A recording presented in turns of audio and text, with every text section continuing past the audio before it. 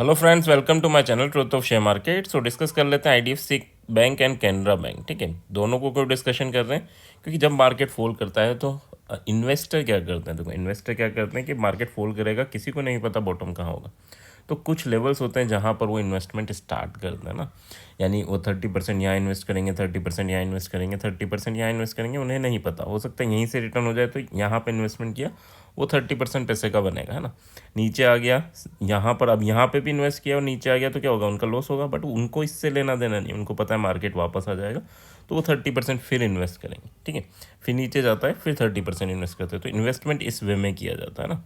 अब क्या इन लेवल्स पे जो IDFC first bank and Canara bank, इनके जो लेवल्स हैं, क्या यहाँ पर इन्वेस्टमेंट बनता है या थोड़ा सा और वेट करना चाहिए। ठीक है, तो first of all this video is only for education purpose. यहाँ मेरा Telegram link and WhatsApp number given है, सो प्लीज़ ज्वाइन कर लें। कोई बाइंग एंड सेलिंग रिकमेंडेशन नहीं है, हाँ, बट एजुकेशन पर्पज़ के लिए इंपॉर्टेंट है। ठीक है, तो यहाँ देखें, अगर हम ये देखो, पहली बात तो ये वीकली कैंडल्स हैं। ठीक है, तो 2023 की बात चल रही है, 2023 से भी पहले की भी बात है ना, 22 की बात है। ठीक है, तो वहाँ पर इसने कंसोलिडेशन किया था अच्छा खासा, और उसके बाद ब्रेकआउट करके, ठीक है, 2 साल पहले इसने ब्रेकआउट दिया और काफ़ी अच्छा मूवमेंट दिया। कितना मूवमेंट दिया, 102 रुपये तक ये गया। ठीक है, एकदम रन में। ठीक है, बट उसके बाद ये वापस उसी लेवल पे आया जिसको ब्रेकआउट करके गया। ठीक है, तो एक तो ये लेवल दैट इज़ इम्पोर्टेंट कि यार यहाँ पर इन्वेस्टमेंट किया जा सकता है। ठीक है, क्यों? क्योंकि यहाँ ब्रेकआउट करके गया था, तो यहाँ हम इन्वेस्टमेंट कर सकते हैं।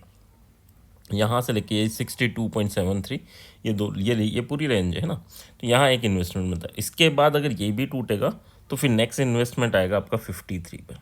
ठीक है, तो ये दो लेवल हैं जहाँ पर हम इन्वेस्टमेंट कर सकते हैं, और ये लेवल भी टूटा तो फिर 42 पर। ये नोट कर लेना, हो सकता है ये लेवल्स हमें नहीं दिखें। ठीक है, हो सकता है ये लेवल्स नहीं दिखें, बट हाँ, ये नोट करके रखना। अगर हम आईडीएफसी बैंक का एक भी शेयर हमारे पास है तो ये लेवल्स नोट होने चाहिए कि यार नेक्स्ट इन्वेस्टमेंट कहाँ करना है, उससे नेक्स्ट इन्वेस्टमेंट कहाँ करना है। अब देखो यहाँ से कितना ये गिर चुका है, 102 से 64, यानी 100 का स्टॉक अगर 64 हो गया तो कितना बचा, 36% टूट चुका है ना। तो अब क्या यहाँ से रिवर्सल होगा, किसी को नहीं पता होता है ना। अभी तो बियरिश मार्केट स्टार्ट ही नहीं हुआ है ना, क्रैश वाली सिचुएशन नहीं है, करेक्शन वाली सिचुएशन है। तो अगर क्रैश वाली सिचुएशन होगी तो कहाँ तक गिरेंगे स्टॉक्स ना। बट हाँ, उन लेवल्स पे है जिस लेवल पे 1.5 साल पहले ये ब्रेकआउट करके गया है, तो काफ़ी इंपॉर्टेंट लेवल इंपॉर्टेंट है, इसीलिए इसको हमने सेलेक्ट किया है।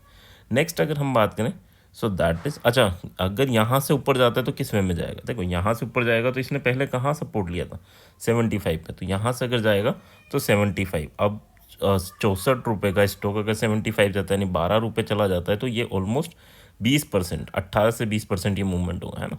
फिर इसके बाद अगर इसके ऊपर सर्वाइव कर गया तो फिर 84 एंड 100 वाला लेवल भी टूट जाएगा। ठीक है, बट ये मत सोच के चलना कि यार एक दिन में हो जाएगा, 2 दिन में हो जाएगा, ऐसा नहीं होगा, है ना। इन्वेस्टमेंट कब बाइंग आएगी उसके बाद शार्प मूवमेंट जरूर होंगे, बट यहाँ पर आएगी, यहाँ कंसोलिडेशन करके आएगी, यहाँ कंसोलिडेशन करके आएगी, ये काफ़ी इंपॉर्टेंट लेवल्स हैं। ठीक है, तो यहाँ पर फर्स्ट इन्वेस्टमेंट, और अगर सेकंड, अगर यहाँ आप फर्स्ट इन्वेस्टमेंट यहाँ नहीं कोई करता है तो ये लेवल तो काफ़ी इंपॉर्टेंट है। यानी ये यहाँ तो जनरली हम स्टडी कर सकते हैं ना, हम सोच सकते हैं अबाउट इन्वेस्टमेंट अवर। ठीक है, तो एनालिसिस खुद को ही करनी है, मेरे केवल लेवल्स की बात कर रहा हूँ जो इम्पोर्टेंट है। नेक्स्ट अगर हम बात करें, so that is our Canara bank. Canara bank में भी ये डेली कैंडल्स हैं। ठीक है, तो 2024 की स्टार्टिंग में अगर हम देखें, यानी 2023 दिसंबर में ये यहाँ ब्रेकआउट करके गया था, एंड उसके बाद काफ़ी ऊपर गया। अभी इसके पास और नीचे जाने की गुंजाइश है। यानी देखो, जब हमारा इलेक्शन रिजल्ट आया था उस दिन क्या हुआ था, उस दिन भी ये फॉल हुआ था, और फॉल किस वे में हुआ था, if you remember, directly fall हुआ था, क्रैश टाइप सिचुएशन हुई थी, और ये 92 इसी लेवल पे आया था जहाँ आज खड़ा है। तो एक तो ये रीज़न है यहाँ पर। तो इसमें क्या है, देखो, फर्स्ट अगर इन्वेस्टमेंट यहाँ करता हूँ तो सेकंड इन्वेस्टमेंट डायरेक्ट में 81 के अराउंड, 82 के अराउंड करना है। ठीक है, यानी 10 पॉइंट नीचे, 10% और गिनने दें। तो अगर यहाँ के बाद यहाँ बीच में ये नहीं, ये लेवल्स हैं इंपॉर्टेंट, बट यहाँ इन्वेस्टमेंट वाला नहीं, ये उसके बाद आएगा आपका 67। ठीक है, तो ये लेवल्स हैं 67, 83 एंड 93। ठीक है। तो ये 3 लेवल हमारे इम्पोर्टेंट है जहाँ कैनरा बैंक में आप इन्वेस्टमेंट के बारे में सोच सकते हैं। अच्छा, ये कितना टूट गया? ये 26% टूट गया। 124 इसका हाई था और 124 से कहाँ आ गया? 92 93। काफ़ी करेक्ट हो चुके हैं। यहाँ से बाउंस आएगा क्योंकि जब कोविड टाइम पे आया था तो यहीं से बाउंस आया था और एक ही 2 दिन में ये 112 तक टच करेगा। इस बार ऐसा नहीं होगा क्योंकि मार्केट में प्रेशर है, बड़ा प्लेयर पैसा निकाल रहा है ना। तो इस बार ऐसा नहीं है कि इतना शार्प बाउंस आएगा, ठीक है। बट हाँ, अगर बाउंस यहाँ कंसोलिडेशन करता है, बाउंस आता है, तो वंस अगेन हम 98 और 104 तो इजीली देख लेंगे। इस 104 को क्रॉस करता है तो इस बार 124 भी तोड़ देगा, ये ध्यान रखना। 104 क्यों इंपॉर्टेंट है? तो कई बार यहाँ सपोर्ट लिया, कई बार यहाँ सपोर्ट लिया, 104 105 इन लेवल्स पे। तो अगर ये टूट जाता है और यहाँ पर 2 दिन रुक गया तो मान लो फिर 124 भी टूट सकता है, ठीक है। तो कैनरा बैंक और IDFC फर्स्ट बैंक दोनों आपके स्टडी करना है, आपको एनालाइज करना है, आपको लेके चलना है कि हाँ यार इन स्टॉक्स का दम कितना है ना। अब अगर देखो, जब ये मानो आप कैनरा बैंक की बात, इसको थोड़ा सा इसको देख लेते हैं, IDFC फर्स्ट बैंक को देख क्यों रहे कि क्योंकि कैलकुलेशन ईजी रही। 100 का आपका 62 आ गया या 65 आ गया। अब 65 आया तो मतलब 35% टूट गया, या 60 मान के चलो आप। 100 रुपये की चीज़ 60 रुपये आ गई तो कितना टूटा? चलो 100 रुपये की चीज़ 60 आ गई तो कितना टूटा?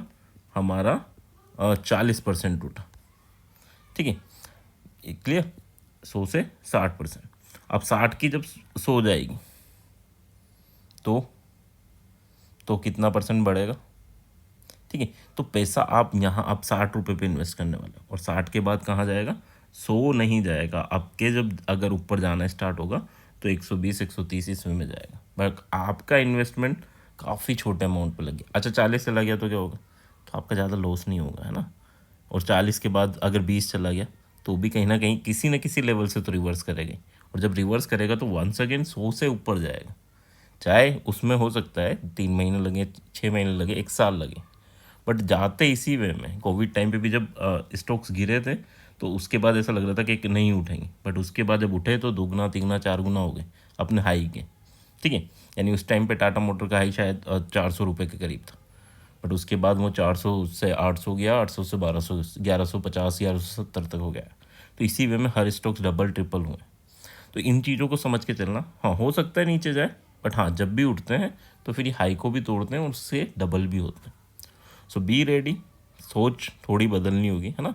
तो अगर इन्वेस्टमेंट के हिसाब से सोच रहे हैं तो स्टडी करना स्टार्ट कर दो स्टॉक्स स्पेसिफाइड। जो स्टॉक्स गिरते जा रहे हैं काफ़ी अच्छे स्टॉक्स हैं, नहीं है ना, फालतू स्टॉक्स नहीं, अच्छे स्टॉक्स हैं, फंडामेंटली स्ट्रॉन्ग है, तो उन स्टॉक्स को आप अब चूज़ करना स्टार्ट कर सकते हो। आई होप यहाँ तक चीज़ें क्लियर होंगी। क्लियर हैं तो please like and comment. Thank you.